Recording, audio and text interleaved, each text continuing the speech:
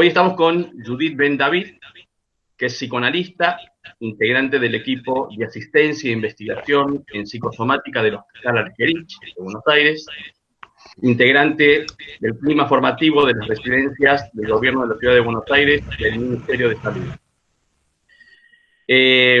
Judith va a desarrollar hoy circunstancias del duelo en el contexto de la pandemia entre la invención y la ficción.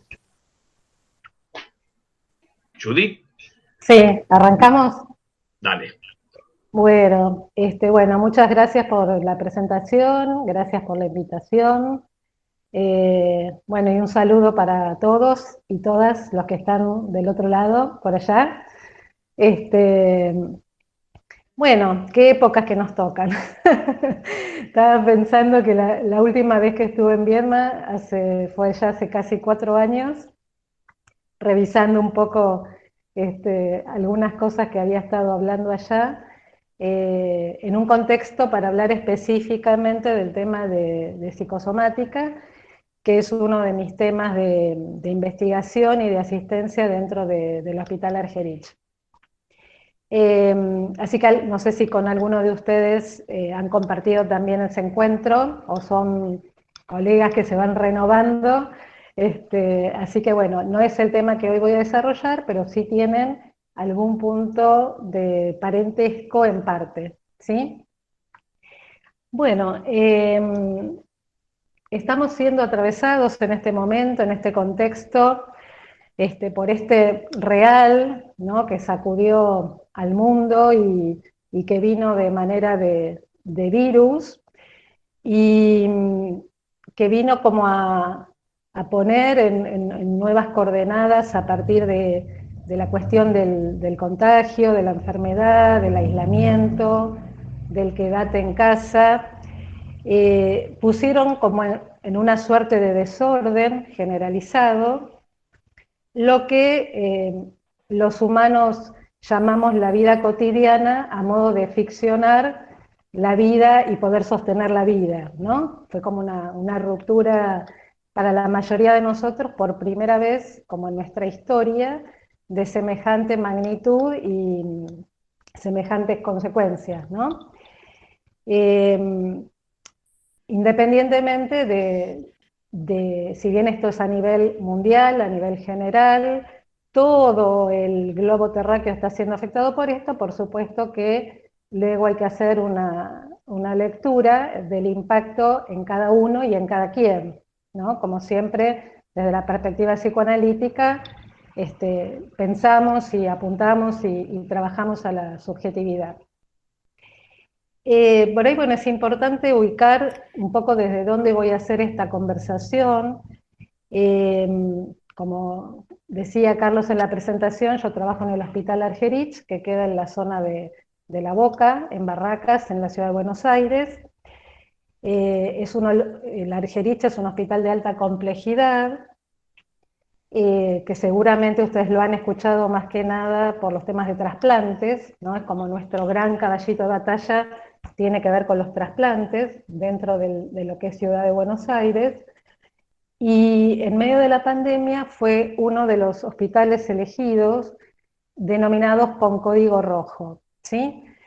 Esto quiere decir que iba a ser, y efectivamente lo fue, uno de los hospitales, junto con otros hospitales generales, donde íbamos a recibir, a alojar a los primeros casos de pacientes afectados por el COVID. Entonces todo el hospital se transformó en un hospital COVID, ¿sí? Es decir, hubo una toma de decisión donde todos los servicios del hospital quedaron cerrados y se reordenó y se reubicó todas las áreas obviamente de clínica médica, se ampliaron salas, se ampliaron terapias intensivas, y salud mental. Desde el principio de la pandemia también tomamos partido y tomamos una decisión de trabajar conjuntamente con todos ellos.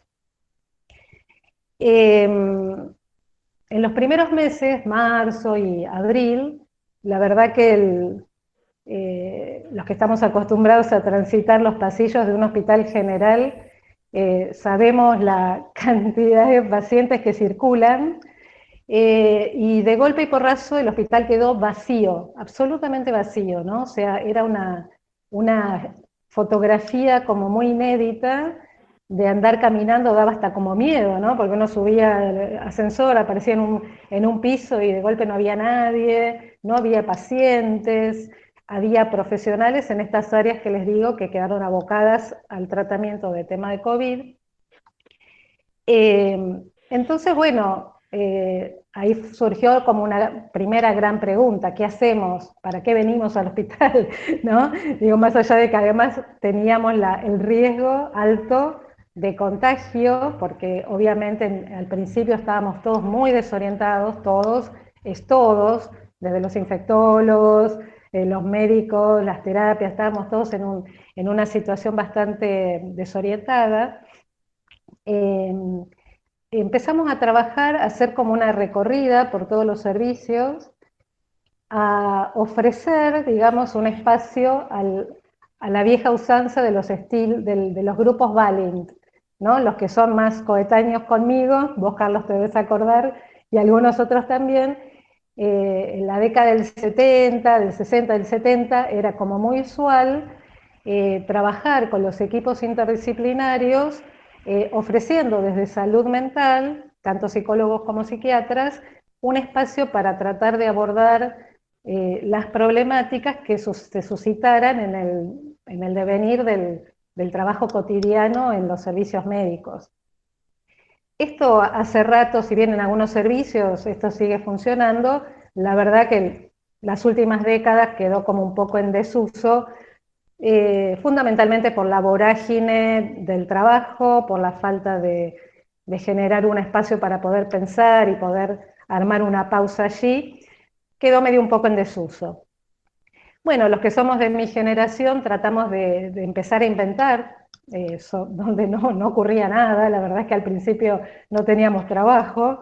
Entonces empezamos a trabajar con algunos equipos de terapias intensivas, con los médicos, los instrumentadores, los enfermeros, las trabajadoras sociales, el personal de limpieza, los administrativos, digamos, ¿no? Armamos un grupo sumamente heterogéneo, para empezar a abordar las primeras cuestiones que tuvieron que ver fundamentalmente con el temor a los contagios del equipo de salud, ¿no? Cosa que luego ustedes se habrán enterado que hubo muchísimos casos de contagio y también de fallecimientos de compañeros que trabajamos de los llamados esenciales.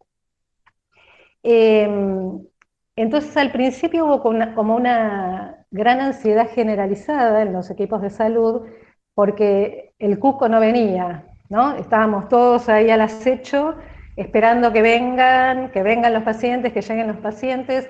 Por supuesto la gente de terapia intensiva muchísimo más que nosotros desde salud mental, por las diferencias que tenemos en nuestra práctica.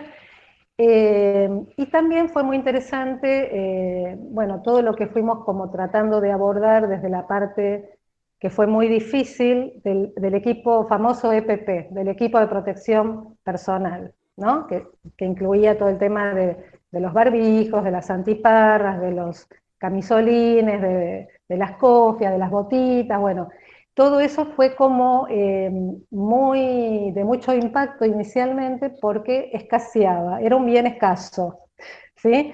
Entonces esto generaba, con razón, mucha angustia, mucho enojo, había como servicios más privilegiados que tenían más cantidad que otros, bueno, todo esto fue como al principio un poco lo que pudimos ir trabajando, y la verdad que el espacio que ofrecimos de salud mental propició bastante a que eso se fuera como evacuando y que el equipo estuviera preparándose y lo suficientemente fuerte, generando como una transferencia de trabajo para el momento que luego, al poquito tiempo, fue sumamente necesario. Después, si quieren, eso lo podemos ampliar un poquito más, el desarrollo que trabajamos en la parte de los grupos, no es un poco la intención hoy, pero sí quería comentárselos porque fue un trabajo muy arduo, muy intenso y la verdad que muy interesante para todos los profesionales. Luego, bueno, desde salud mental no teníamos absolutamente nada desarrollado, esto fue un real que cayó a todos, no estábamos preparados para hacerle frente de ninguna manera. Sí, en nuestro hospital habíamos tenido la experiencia de haber pasado por algunas situaciones no iguales, pero en algún sentido teníamos como un poco de training que había tenido que ver con la tragedia de Cromañón, como con cuestiones de catástrofes, y con la gripe N1H1 hace unos años atrás.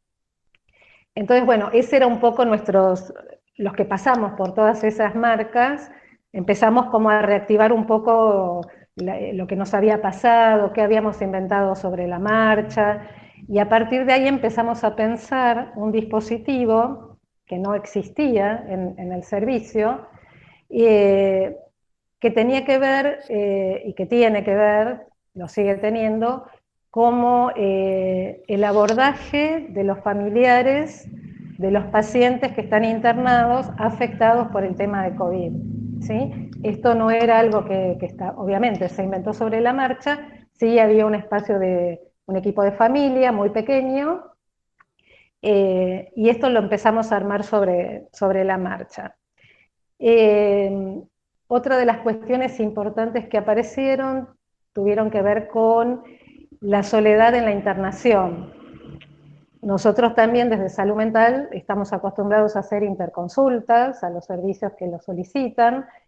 En el contexto de la pandemia se empezaba como a complejizar el tema de ir a ver a los pacientes que estaban afectados por COVID y con las restricciones que los protocolos nos iban como imponiendo, ¿no? Entonces, bueno, lo más importante tuvo que ver con que los pacientes estaban solos, con su enfermedad, algunos estaban más complejos que otros, pero también instrumentamos la posibilidad de hacer un seguimiento telefónico con los pacientes que estaban internados en el hospital. Empezamos ahí todos los que teníamos algún teléfono viejo a llevarlo, a ponerlo en bolsitas Ziploc para que estén cerrados. Bueno, había pacientes que, como todos hoy en día, algún teléfono suelen tener, pero bueno, como estamos hablando de un ámbito hospitalario público, había pacientes que no tenían un celular, ¿no? Entonces, bueno, empezamos como a generar todo lo que tuviera que ver con acercar el bochín al terreno de lo posible, en medio de todo este contexto, digamos, ¿no? La otra cuestión que fue muy fuerte para nosotros fue el tema del protocolo cuando se moría un paciente, que en un principio tenía que ver con 50 minutos de tolerancia, ¿sí? Es decir, cuando un paciente fallecía, se llamaba al familiar y tenía solamente 50 minutos para poder venir a hacer el reconocimiento del cuerpo. Una vez que pasara ese tiempo, no había ninguna otra opción para ese acto. Con lo cual, muchos pacientes que vivían en provincia y tenían que cruzar el riachuelo y tomar 2 colectivos o lo que fuere, en muchos casos no hubo la posibilidad del reconocimiento del cuerpo, con lo cual, con los otros protocolos de las bolsas y etcétera, no quiero entrar en detalles demasiado morbosos, no había posibilidad de ninguna despedida, de ningún acercamiento al cuerpo, ¿sí? En algunos casos, los que sí podían llegar a tiempo, habían solamente unos minutos, pero eran realmente a rajatabla, con todo el equipo de protección y con una distancia bastante importante. Con lo cual, bueno, era todo un escenario como muy complicado. Y otra de las cuestiones que tuvimos que implementar como novedosas tuvo que ver con el triage, ¿no? El triage, por ahí para los que nunca lo escucharon la terminología, tiene que ver con, es como una suerte de semáforo que que va indicando, de acuerdo a la problemática de cada paciente, en qué situación de salud se encuentra. Esto se usa mucho, o sea, el SAME, por ejemplo, cuando va a cualquier situación de catástrofe o de un accidente o cualquier situación que tenga que ver con eso, hacen este triage y evalúan cada uno de los pacientes, de las personas, a ver, en el caso de los médicos, cuáles estarían en mejor condiciones de recuperarse. Nuestro trabajo desde salud mental fue totalmente al revés. Tuvimos que empezar en unas entrevistas que nosotros hacemos de manera telefónica a los familiares de los pacientes y con los médicos tratantes, trabajamos de manera interdisciplinaria, cuál es el que está más grave, ¿sí? Es decir, quiénes son los que están por ahí en terapia intensiva, quiénes están quiénes son moderados, quiénes son leves y quiénes son realmente graves, que quiere decir que es muy inminente que vaya a fallecer esa persona. Entonces, tomamos contacto con los familiares, con el familiar más cercano que podamos tener acceso de manera telefónica, para hacer un acompañamiento en todo ese proceso mientras el paciente está internado, también en el caso que fallezca, luego del fallecimiento, si los familiares lo desean, también seguimos trabajando de manera telefónica. Bueno, acá se han suscitado muchas cosas de pacientes que por ahí, familiares que no quieren, o porque tienen su espacio terapéutico, o porque piensan que no es necesario, o están, uno sabe por ahí que está con pacientes realmente muy graves, y escucha del otro lado en los familiares que hay una negación terrible de poder como empezar a escuchar algo de esto en los informes que los médicos le van dando. Entonces nosotros tenemos que ir haciendo como una especie de, ¿no?, de seguimiento, de generar como alguna mínima pregunta, como para ir abriendo un poco el panorama, de una manera muy, muy cuidadosa y amorosa, digamos, ¿no? La palabra amorosa también es importante decirla. Bueno, esto fue como así en términos generales un poco todo nuestro trabajo nuevo, digamos, que empezamos como a implementar en el ámbito hospitalario. Como les decía al principio, en relación a mi quehacer cotidiano dentro de un equipo de psicosomática, el tema del duelo es un tema fundamental, porque nosotros trabajamos justamente con las consecuencias que ocurren en el cuerpo en algunos pacientes, que por la casuística que tenemos, yo ya llevo casi 30 años de trabajar dentro del equipo, bastante ya, tenemos mucha casuística y es muy, muy frecuente que en pacientes que han tenido una situación de pérdida muy grande, de un duelo muy importante en el sentido de significativo, ¿no?, para esa persona, a veces no están dadas las condiciones subjetivas para poder tramitar, para poder generar lo que se llama trabajo de duelo, y esto produce un impacto en lo real del cuerpo, ¿no? Esto, cuando estuve en Viedma la última vez, hablé bastante, creo que todo un encuentro hablé sobre este tema. Judith, Sí. te aviso para que tengas voz, Ron. Van 20 minutos, digo. Ah, ok, voy a ir más rápido entonces. Bien. Bueno, un poco el tema del duelo, como les decía, es un tema fundamental dentro del equipo. Todos sabemos qué implica el duelo, la reacción frente a la pérdida, la importancia y lo trabajoso del tema del trabajo del duelo. Y una de las preguntas que yo me hacía era si en este contexto, en estas circunstancias como de la pandemia, podríamos pensar el trabajo del duelo de la misma manera que en un duelo normal, ¿no? Donde ya sabemos que hay tres momentos, un momento más de negación de la pérdida, un momento más simbólico, y un momento donde el sujeto vuelve a pasar por la pérdida como por segunda vez, ¿no? Bueno, después, si quieren, en relación al tema del duelo, pueden hacerme alguna pregunta para no detenerme tanto en esto.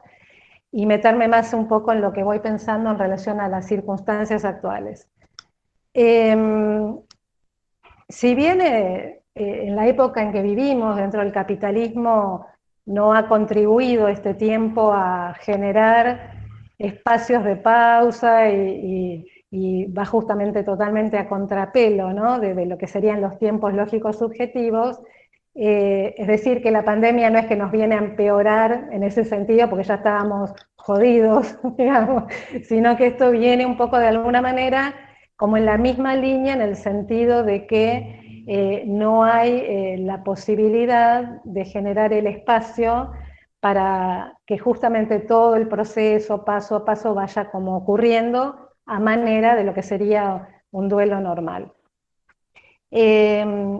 Hay varios historiadores que hablan del estatuto de la muerte a lo largo de las distintas épocas. Seguramente han leído a Philippe Arié, que trabaja en relación a la vida, a la muerte, al niño, a la tercera edad, digamos, ¿no? Como que va trabajando un poco todos los temas importantes de la vida. En relación al tema de cómo fue cambiando los rituales funerarios a lo largo de la historia, digamos, ¿no? Y bueno, Lacan justamente en el Seminario del Deseo y su interpretación le dedica varios capítulos a la obra shakespeariana de Hamlet. Si a alguien le interesa lo puede leer, son varios capítulos, donde justamente por la historia de Hamlet, de la muerte, de los entierros, de las dudas, de los espectros, digamos, todo lo que es la imaginería shakespeariana, ahí dice Lacan de la importancia de los rituales en la vida del sujeto y en relación al tema de las despedidas, ¿no?, de las muertes. Es justamente ahí lo que dice que los rituales y todo los velatorios, uno podría decir, justamente es como la posibilidad de una proyección, de un escenario que apunta a poder surcir, digamos, la ansia que se produce en el agujero mismo de la pérdida para un sujeto, ¿no? Y ahí es muy importante en este seminario, que a veces está un poco olvidado, que ahí Lacan habla de que hay tres momentos importantes en el tema del duelo. Hoy lo estamos viviendo un poco por el duelo de Diego Maradona, ¿no? Este duelo que es totalmente compartido, comunitario, mundial, ¿no? Es como la mismísima pandemia, ¿no? Porque está totalmente, recorre todo como el globo terráqueo. La importancia y necesariedad de este tiempo del duelo comunitario, que el duelo no es sin otros, ¿no? Si bien también hay un momento del duelo privado, que tiene que ver con los allegados más cercanos, y luego el duelo íntimo, que es el que uno se confronta con su propia pérdida totalmente a solas. Uno podría decir que el duelo siempre es a solas, si bien es importante todos estos otros momentos que yo les decía. En estas circunstancias lo que aparece es que además es solitario. Hay como un agregado, como un plus, como es solitario. Piensen que hemos tenido familias, me ha pasado de hacer seguimiento a una familia entera, padre, madre, varios hijos, una abuela, que todos estaban en simultaneidad o internados o aislados en hoteles, porque acá en Buenos Aires saben que se dispuso de hoteles para el tema del aislamiento, y todos estaban en diferentes lugares.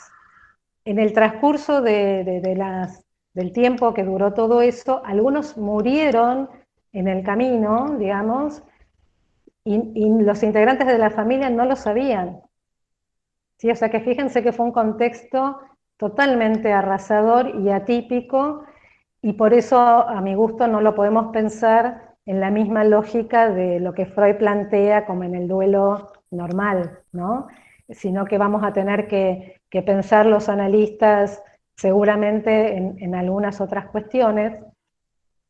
Y por ahí, ya que estoy con el tiempo un poquito ahí justa, pensaba un poco en lo que yo vengo pensando justamente en relación a a qué hacer con todo esto, ¿no? Porque esto va a llevar tiempo, va a llevar seguramente bastante parte del año que viene también, más allá de la vacuna y demás. Todavía falta un trecho creo que bastante largo. Y un poco la idea que yo voy teniendo es generar desde el Servicio de Salud Mental como un dispositivo. Antes de esto, me salté una parte que es importante también, que Lacan nos sirve nos permite pensar no solamente el salteamiento de estos tiempos comunitario, privado e íntimo, que se produce un trastocamiento en relación a eso, sino también a los tiempos lógicos en Lacan, ¿no? Cuando Lacan plantea el instante de ver, el instante de comprender y el instante de concluir, lo mismo también ocurre en estas coordenadas, en estas circunstancias, donde hay como una suerte de pasaje al acto, donde también se saltea, un poco en relación a esto que les decía, del protocolo, de que no está por ahí la posibilidad de velar, de ver, de constatar, de ser testigo. La comprensión queda ahí medio como en una especie como de negación, porque si no veo, no creo, ¿no? Hay toda una desmentida, hay un mecanismo de defensa que se pone en juego, y se llega como a una conclusión sin haber pasado como por esos dos momentos. Entonces, esto también me parece que es como muy importante para ponerlo como en tensión estas dos cuestiones que ocurren de un modo muy particular y muy diferente. Entonces, un poco la idea que voy pensando tiene que ver con generar como un dispositivo grupal donde podamos convocar a aquellas personas que han perdido a alguien durante la pandemia y generar un espacio grupal donde se ponga en juego justamente las coordenadas temporoespaciales, las cuestiones identificatorias, las cuestiones de comprensión, las cuestiones con otros, donde haya otros, ¿no? En esta cuestión colectiva que decía un poco antes, intentando como bordear un poco y reconstruir, después como de esa catástrofe, un nuevo tejido entre lo imaginario, lo simbólico y real, ¿no? Yo creo que ahí hay que apostar a una arquitectura muy fuerte que apunte a eso, por supuesto, dándole lugar también al agujero de lo real, ¿no? Digo, no va a tener que ver con una intención de un grupo como a veces suele hacer, de autoayuda, ¿no? Sino que va a estar conducido por un analista que genere de alguna manera, vuelva como a orientar eso que se fue como perdiendo en el camino, ¿no? Que fue como arrasado en el camino. Por eso un poco la idea del título, ¿no? Es pensar las circunstancias del duelo en la pandemia, la clínica entre la ficción con X, ¿no? Que ahí juega un poco como con el equívoco de ficción como Lacan lo plantea como fixerum, ¿no? Como fijación, como amarre, como producir ahí un anudamiento, y ficción que tiene que ver, ¿no? con poder proyectar en una escena algo de lo que no pudo procesarse de alguna manera. Y la invención, que apunta a la invención del inconsciente, ¿no? Sería un poco el interjuego entre ficcionar e inventar. Allí donde nada hay, poder producir una marca que tenga que ver con la invención de cada uno, de cada cual y de cada quien. En el caso del grupo, no es que va a ser que todos van a salir como con la misma camiseta de la misma manera, sino que va a ser un trabajo que seguramente también va a tener que ver con un espacio tal vez individual, ¿sí? Pero me parecía que en este contexto el tema de lo grupal, lo colectivo, que no es sin otros, es totalmente necesario y necesario en términos lógicos, ¿no? No como importante valorativamente solamente, sino como de necesariedad lógica. Bueno, no sé si te parece que hagamos acá un punto y a lo mejor algunos comentarios o preguntas. Bien, bien. Ya saben, o lo hacen directamente, o si lo prefieren, lo pueden hacer por escrito, Vos me ¿no? vas leyendo cualquier cosa. Sí, sí. Eh, yo pensaba, digamos, justamente en esa cuestión de los tiempos entre el duelo, digamos, la necesidad del lazo social del duelo. Hoy estabas hablando de la muerte de Maradona, y hay una cantidad de cosas que aparecen, ¿no? Dichas, mostradas, en fin, ¿no? Y que creo que tiene que ver justamente con este primer momento que está restado en los familiares de las personas que han muerto por COVID, ¿no? Tal Eh, cual, sí, tal cual. y digo como la necesidad justamente digamos, porque lo pensaba justamente en función de lo que decías vos, ¿no? De recrear, si se quiere, digamos, un espacio comunitario donde se pueda hablar, en fin, en Ujú. primer Sí, lugar. sí, sí, sí, tal cual. Este tema del aislamiento, del no contacto con el cuerpo, del abrazo, ¿no? Digo, nosotros estamos muy acostumbrados, ya de por sí somos muy abraceros normalmente, muy de contener con el cuerpo, ¿no? Del holding, del sostenimiento del otro, con un amigo, con un hijo, con una pareja, con un padre, una madre, ¿no? De frente a cualquier cosita que nos pasa, es como el abrazo es como el holding necesario para acompañar, ¿no? Entonces, al no poder ni tocarnos, ¿no? Ni acercarnos, también fíjense que para los pacientes que estaban internados, los médicos, los enfermeros, los profesionales se convirtieron de golpe en marcianos, porque eran eh, todos vestidos de una manera que realmente daban miedo, digamos, ¿no? Algunos han hecho alguna invención de ponerse una foto, ¿no? Habrán visto seguramente, porque circuló por todos lados, algunos se sacaban una foto y se la ponían en el ambo adelante, o ponían fotos en las paredes como para que sepan por quiénes iban a ser atendidos. Bueno, también un poco estos grupos al estilo Balin generaba un poco inventar, divertirnos en el sentido, porque a veces nos divertíamos también, tanto en el sentido del aflojar, de relajar un poco frente a tanta tensión, pero también en el sentido de diversión, al menos que hayan dos versiones, porque si no también se generaba un monotema, ¿no? Como una holofrase, ¿no? Donde lo único que podíamos hablar era del tema del COVID. Y como que las personas eran bichos, eran virus, ¿no? Como una cosa realmente muy, muy compleja, que no favorecía absolutamente en nada en esto que vos decís, bueno, cómo introducir algo del otro, ¿no? Del otro que es constitutivo por excelencia, y al no estar los dispositivos, las cuestiones simbólicas, como es el tema del velorio, ¿no? Si bien yo pensaba que en esto que decía, que la época capitalista fue generando como un tema en relación a la muerte seca, ¿no? Esto que plantea Jana Lush también, y que Philippe Arié también lo ha trabajado en otro momento.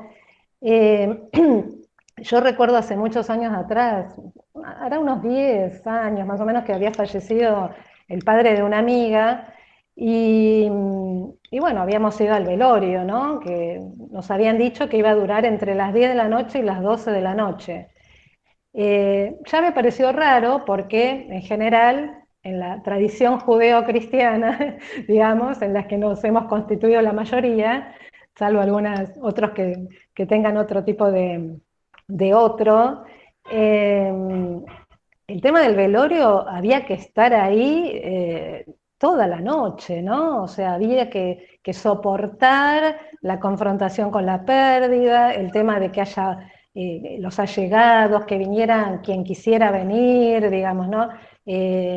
todo lo que se genera en cualquier situación de velorio, entre el llanto y la risa, la tragedia y la comedia, ¿no? Siempre hay algo de todo este folclore en cualquier situación de velorio, y que también tiene que ver con este primer proceso colectivo, ¿no? De lo que vos decías, Carlos, de que es como absolutamente necesario, ¿no? Tanto reír como llorar, son como las dos caras de, hoy estoy muy shakespeariana, como el teatro, ¿no? Están las dos caras ahí todo el tiempo, basculando. Entonces, bueno, no sé por qué llegué a Shakespeare, estaba diciendo. Por Hamlet. Sí, sí, por Hamlet, pero no sé qué estaba, en relación a qué estaba hablando recién de... Ah, ya está, de esto que planteaba Alush y Philippe Arié, de que el capitalismo, y en relación al velorio del padre de mi amiga, que para mi sorpresa, a las 12 de la noche nos dijeron, después de habernos comido un cafecito, que nos teníamos que ir yendo porque iban a cerrar. Y yo no entendía de qué estaban hablando. Esto, estoy hablando hace 10 años atrás, no es hace mucho. Y, y el muerto se quedó solo, ¿no? Y la gente se fue a comer, los familiares se fueron a comer algo, algunos se fueron a su casa, bueno. Y al otro día, muy higiénicamente diría, entre las 8 y las 9:30 había otro ratito más hasta la final despedida, digamos, y el entierro. Eh, Esto también, por eso te digo que más allá de, les digo, ¿no? Como más allá de este contexto tan particular, ya el capitalismo venía como introduciendo esta cuestión de lo rápido, de la pura metonimia, de lo insoportable de confrontarnos con lo real, que por supuesto no es para nada agradable, por cierto, pero que si no están esos soportes, digamos, de confrontar, de ver, un poco esto de los tiempos lógicos me parece que es sumamente interesante para volverlos a repensar en este contexto, porque yo me encontraba un poco en la cuestión de la clínica, escuchando a otros, los parientes de los pacientes que estaban internados, en esta cuestión que lo ubico como casi un pasaje al acto, ¿no? Como si uno le diera un empujón a decir, bueno, listo, ya está, se murió, ahora andate a tu casa, ¿no? O sea, y no había más nada. Por eso el tema del seguimiento telefónico, aún habiendo ya fallecido el familiar, y hacer una especie de seguimiento semanal, o en algunos casos hemos tenido que hacer un poquito más, creo que eso fue como la antecámara de un poco lo que sería mi proyecto para pensarlo de aquí en adelante, para trabajar con los pacientes, ¿no? Con los pacientes, con los familiares más que nada. Lilia Pacheco levantó la mano. Ah. Hola, buenas tardes. Hola. Desde Bariloche, saludo. Judith, Judith, te quería preguntar porque justamente tuve una amiga que falleció su mamá y no pudo viajar, digamos, por las pautas protocolares, le fue impedido el acercarse, incluso no estaba en la provincia, la mamá en Buenos Aires. Digamos, cómo estas pautas o estas prohibiciones no ayudan, culpabilizan a otro de hacer este duelo. Hay una culpabilización del otro, el Estado, el que impide hacer el duelo, digamos. ¿Cómo lo pensás en ese sentido? A ver, había un poco de eco, te escuché un poco en eco todo el tiempo, decías como que en la restricción hay un otro que es el culpable, digamos. Exacto, cómo esto dificulta el duelo, digamos. Sí, digo, todas las coordenadas que atraviesan desde el quédate en casa inicial, digamos, a todo el tema de las restricciones, hay cantidad de situaciones de enojo y de repudio, o por supuesto a todo esto. Ni que hablar, bueno, ahora después de todo el gran velorio generalizado de ayer, esto da de comer a muchos también para distintas cosas, ¿no?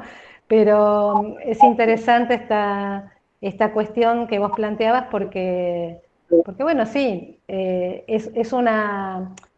un momento del duelo que siempre es con furia y siempre es con enojo, ¿sí? Que tiene que ver como en términos del trabajo del duelo normal, ¿sí? Siempre hay un culpable o siempre uno hubiera podido hacer otra cosa que si hubiera llegado antes, ¿no? Volviendo al caso de Maradona, que están ahora, hoy hacía un poco de zapping, que si llegaba la enfermera antes, si llegaba después, digo, se iba a morir igual, digamos, ¿no? O sea, pero también forma parte del duelo todo este primer tiempo que en general es con enojo, con furia. El otro día me pasó con una paciente que el padre falleció por COVID, una paciente del consultorio, ¿no? Del hospital, y generó como toda una reacción, también por estas dificultades de que no podía acercarse, que no hubo velorio, bueno, que todo fue precipitado y rápido. Se la agarró con la prepaga, ¿no? Yo decía, pobre la chica que la atiende en el teléfono de la prepaga, porque realmente fue allí donde ella focalizó absolutamente toda su imposibilidad de tramitación frente a lo real de la pérdida, digamos, que es insoportable, ¿no? Siempre uno va a encontrar en un principio, por eso esto de los distintos tiempos del duelo que ya Freud planteaba en Duelo y Melancolía, ¿no? Que hay un gran gasto de energía psíquica y que cada persona la va a volcar para un lado o para el otro, ¿sí? Y siempre seguramente hay un otro que es responsable por eso. En este caso, vos nombrabas como el Estado, las normas, las leyes, los ministros, digamos, ¿no?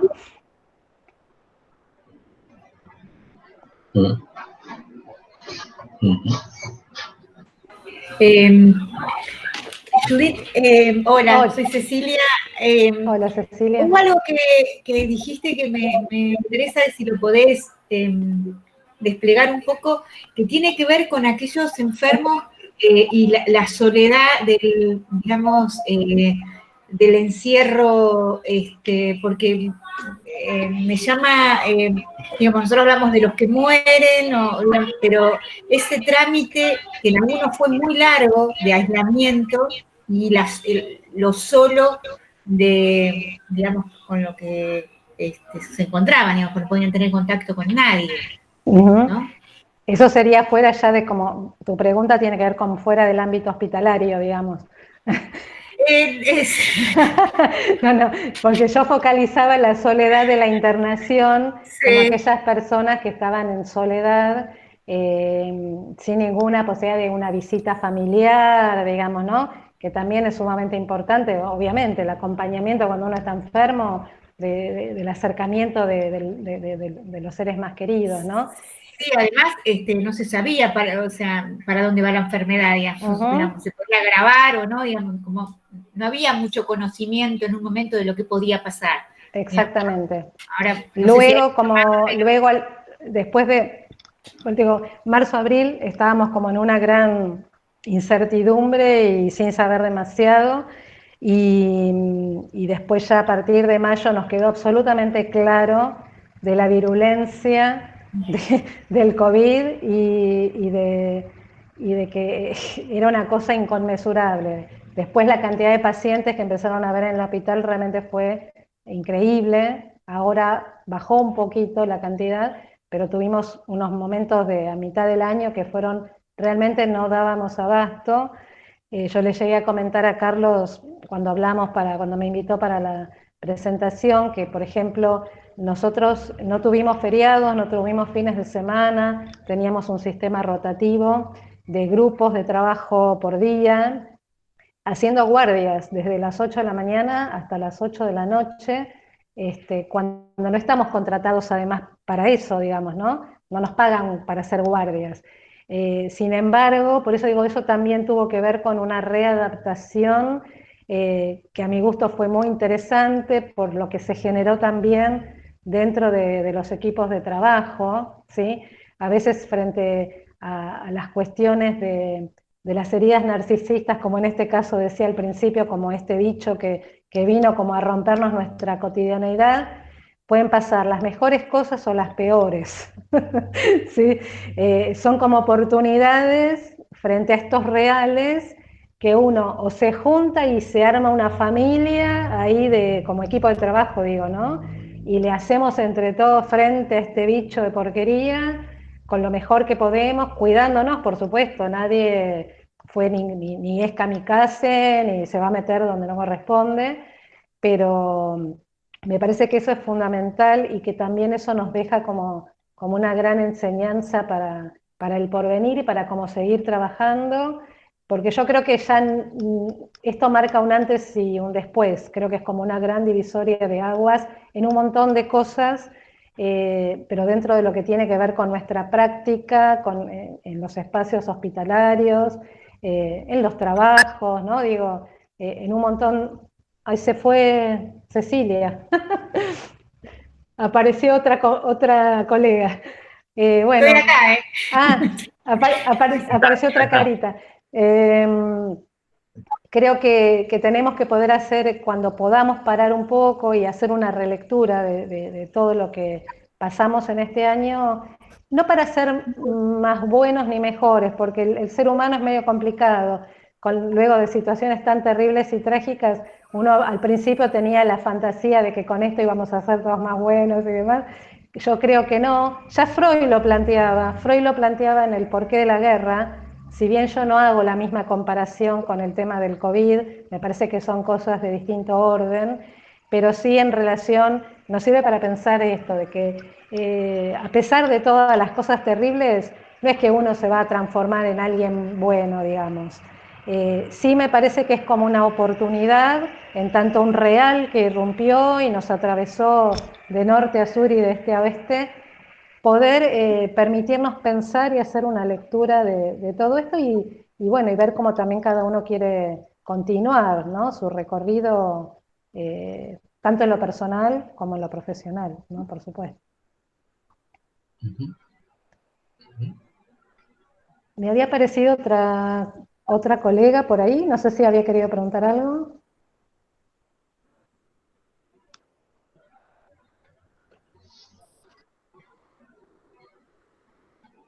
Recuerden que si quieren pueden escribir, ¿no?, al chat y lo leemos. Si pensaban en,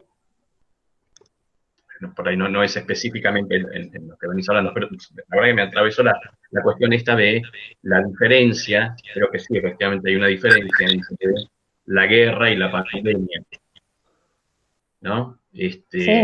Si bien está, digamos, la cuestión de la muerte y demás, no existe digamos, la pregnancia de la violencia y de exacerbaciones pulsionales que se ponen en juego en la guerra.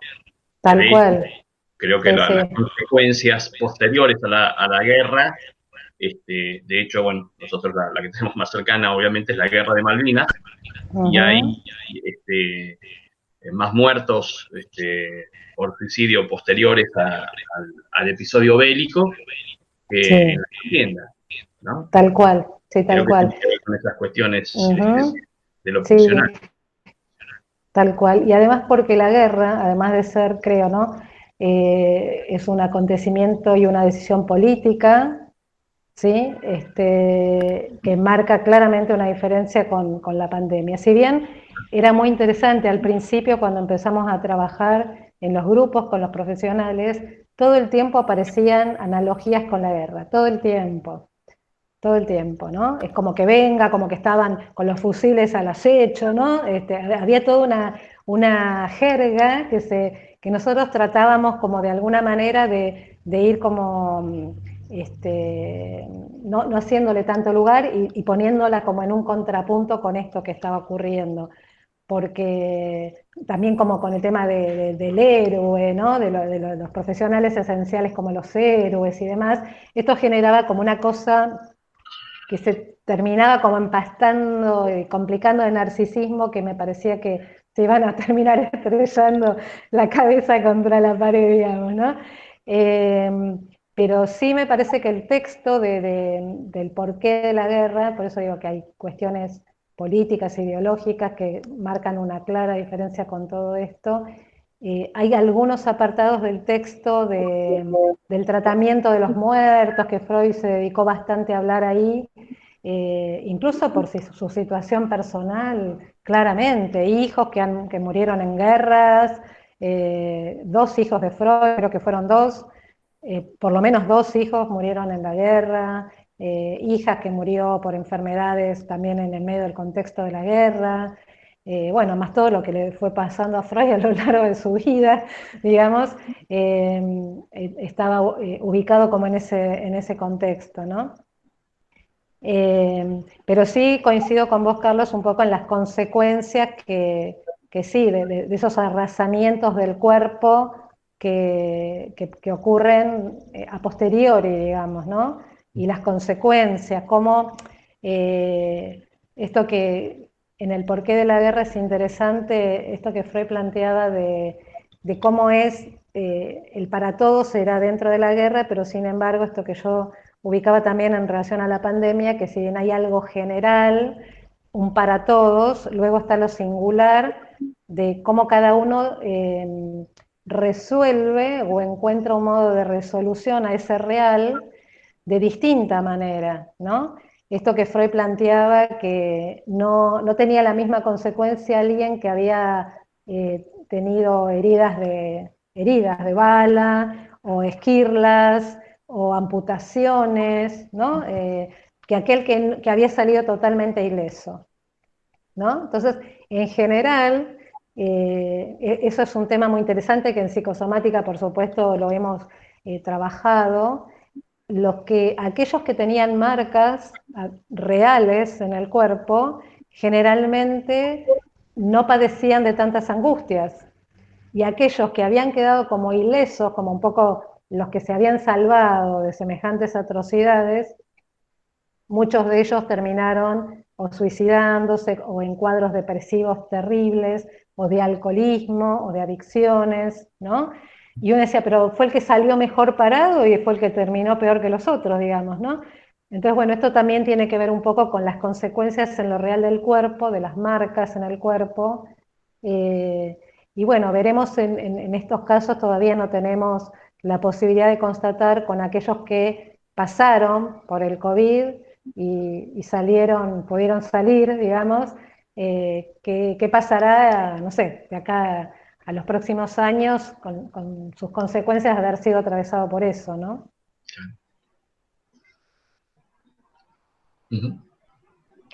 Bueno, no sé, ya quedan unos minutos, ¿no?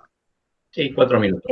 Nada, unas letras de color para citar a Éric Laurent para terminar, y un poco para volver a este tema de las ficciones y que la ficción nos sirve para ayudar a soportar lo real, ¿no?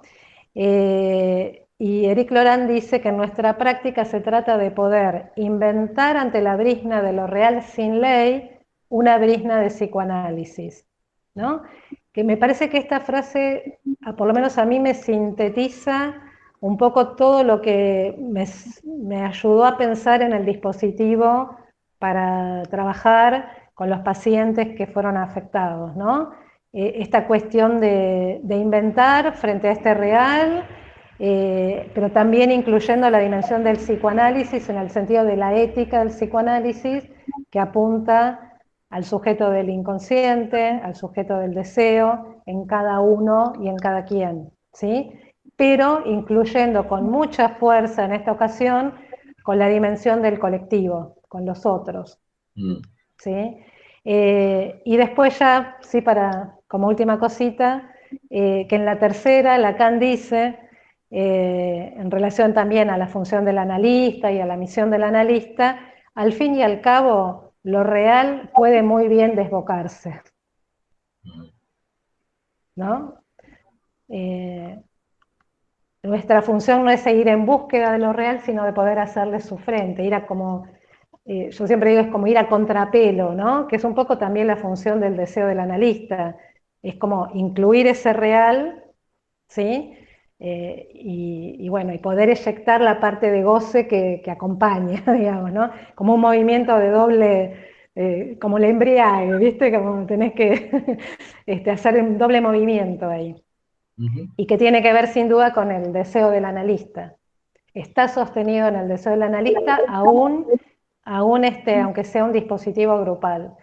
Porque a veces entre los colegas psicoanalistas el tema de lo grupal a veces no es muy bien visto, a veces lo ubican como algo que tiene que ver con esto que les decía y que me encargué un poco de diferenciar como la cosa de autoayuda, simplemente. Y yo lo estoy pensando en la perspectiva psicoanalítica y con esta frase de Lorán que me permite como resumirlo en estas letras, ¿no? Sí. Así que bueno, un poco está mi experiencia de lo que está ocurriendo. Por ahí el año que viene puedo agregar alguna otra cosa más. Dale, bien, bien, bueno, muchísimas gracias. No, por favor. Muchísimas gracias por el recorrido. Además, poder traer la cuestión del hospital, el otro día estábamos hablando, que el hospital da un plus en relación a pensar la clínica, que es difícil de poder a veces sustituirlo. Así que bueno, muchísimas gracias. No, por gracias a ustedes, gracias, un beso a todos y a todas, y bueno, cuídense mucho.